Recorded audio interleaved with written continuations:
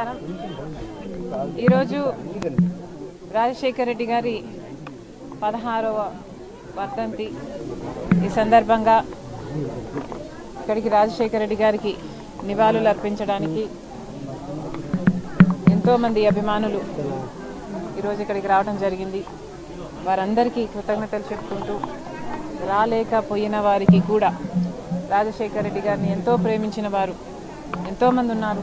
ఎంతోమంది కోట్ల మంది ప్రజల గుండెల్లో రాజశేఖర రెడ్డి గారు ఉన్నారు. వాళ్ళ ఇళ్లలో దేవుల పటాల పక్కన రాజశేఖర రెడ్డి గారు పెట్టుకున్న వారు ఉన్నారు. ఆయన అద్భుతమైన పథకాల వల్ల లబ్ధి పొందిన వాళ్ళు ఎంతోమంది ఉన్నారు. వాళ్ళందరికీ కూడా రాజశేఖర రెడ్డి గారి మీద ఉన్న వారికి ఉన్న అభిమానానికై మనస్ఫూర్తిగా కృతజ్ఞతలు చెప్పుకుంటున్నాం. మరొకసారి ఈరోజు మనందరము గుర్తు చేసుకోవాలి రాజశేఖర రెడ్డి గారి అద్భుతమైన జీవితం.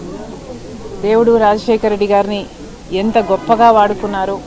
16 సంవత్సరాలు అయిపోయినా కూడా ఇంతమంది గుండెల్లో రాజశేఖర రెడ్డి గారు ఇంకా బ్రతుకున్నారు అంటే అది సామాన్యమైన జీవితం కాదు. ఆరోగ్యశ్రీ అయినా, రైతులకి ఉచితంగా విద్యుత్ అయినా, ఫీజు రీయింబర్స్మెంట్ అయినా, ఇలాంటి ఎన్నో అద్భుతమైన పథకాలు రాజశేఖర రెడ్డి గారి గుండెల్లో నుంచి పుట్టిన పథకాలు. వాటన్నిటిని బట్టి మరొకసారి దేవునికే give him all the glory. And ఇంత అద్భుతమైన జీవితం రాజశేఖర రెడ్డి గారికి ఇచ్చారు.